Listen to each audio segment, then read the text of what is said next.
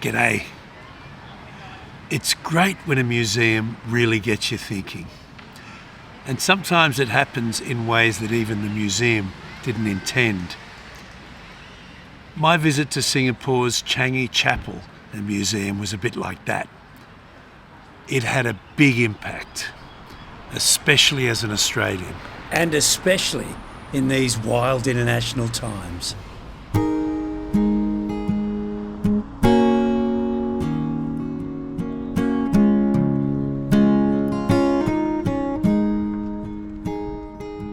Hello there, and greetings from Singapore. I have a little bit of a Singapore confession. I've come here dozens of times over the last 3 decades, but I have never taken the opportunity to be a bit of a tourist in Singapore. This has always been a great place to catch up with friends, eat great food, occasionally buy camera and computer equipment, but I've never really taken the time to visit museums and do tourist things here. So during this stay, I have decided to take the time to have a bit of a look at Singapore as a visitor.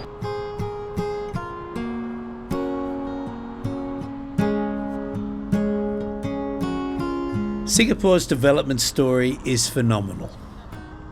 In the 6 decades since independence, this island has been transformed from poverty to one of the richest places in the world.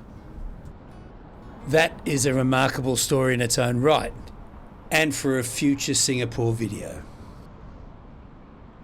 But in this video, I want to talk about an event that occurred in Singapore that's remembered in a couple of Singapore's museums that seems especially relevant to Australians in these times of great international upheaval. Australians are aware of some of the battles in our military history. Gallipoli, Kokoda, Fromelles are widely known. Others, like the fall of Singapore, are less well known. And yet it was one of Australia's deadliest battles of World War II. And it resulted in the capture of thousands of prisoners of war.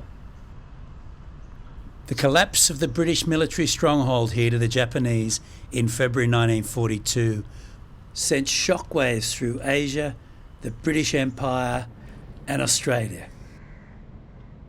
And in uncertain times, when the stability of the US as an ally and friend is in question, the lessons of the fall of Singapore take on special significance.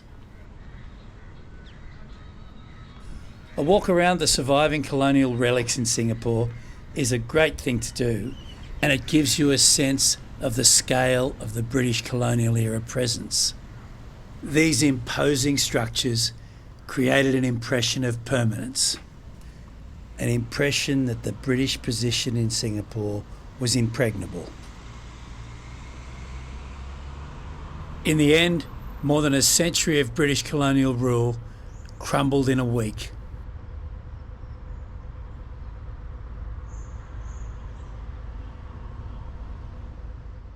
The Changi Chapel and Museum has long been a place of pilgrimage for Brits, Australians and others, wanting to remember the sacrifice and suffering of Allied soldiers who served here and those who were held in the prisoner of war camp.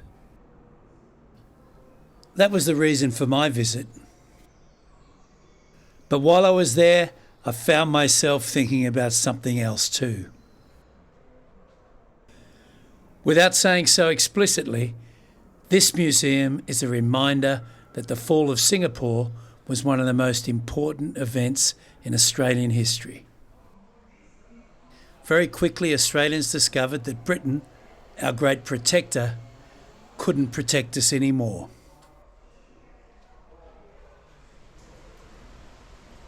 The unimaginable collapse of Singapore must have caused great fear, great alarm back in Australia. With British forces bogged down in Europe, Australia's Prime Minister John Curtin looked to the United States for security, as we have done now for more than 8 decades. Something I found really quite alarming when reviewing this World War II history and its impact here in Australia, and that's Sydney Harbour behind me here, is how quickly things escalated. The Japanese attacked Pearl Harbor in December 1941. In February 1942, Singapore fell. A short time later, Darwin was bombed, killing more than 200. The bombing of Darwin was the deadliest attack on Australian soil in our history. In early May, one of the major battles of the Pacific War, the Battle of the Coral Sea, was fought alarmingly close to Australia's northeastern coast. and then on May 31, 1942, 3 midget submarines entered Sydney Harbour from Sydney Heads, which is just there, and they were intercepted just directly across from me here. And the reason we know that is because this is actually the foundation of a boom that was created to protect Sydney Harbour. So there was basically a net and boom that was controlling shipping into the harbour. In May 1942, it hadn't been completed.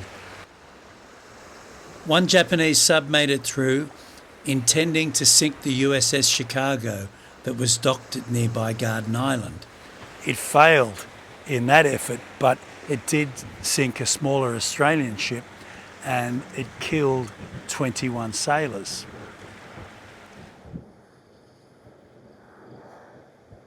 The pace of events didn't subside.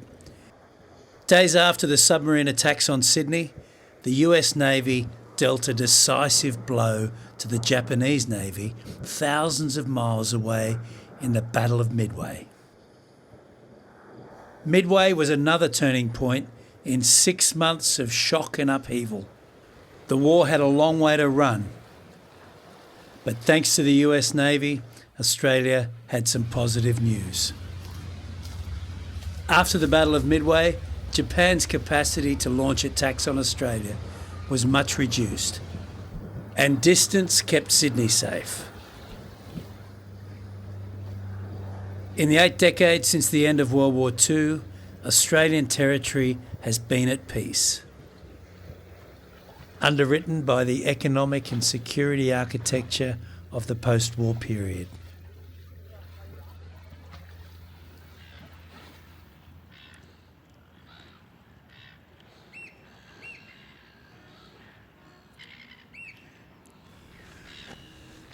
This is Cockatoo Island, and after the fall of Singapore, this became the main service point for the US fleet in the Southwest Pacific. 15 US ships had major repairs carried out here during the war.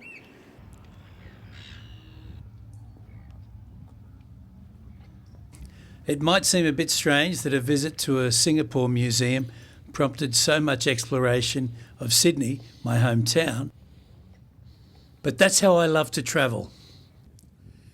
Down multiple rabbit holes, chasing ghosts, and there's no telling where you'll end up. The Changi Chapel and Museum is a modest place, but it's a sobering place to remember how quickly events can unfold when conflict erupts around the world. It's also a pretty good place for Australians to think about what happens when a big protector can no longer provide protection. In 1996, then Prime Minister of Australia, Paul Keating, made a stunning speech as only he could. It was also made in Singapore.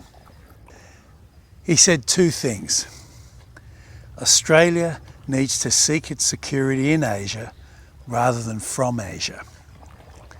And he added, if Australia does not succeed in Asia, it will not succeed anywhere. Thanks for joining me for this little look at how a Singapore museum connects with Sydney and Australia. And if you'd like to travel with us some more, you can follow this channel. You can also check us out over at rustycompass.com and subscribe to our newsletter. And lastly, if you'd like to travel with us in person, you can do that here in Sydney or in Ho Chi Minh City, Vietnam, over at All Compass Travel. Look forward to talking again soon.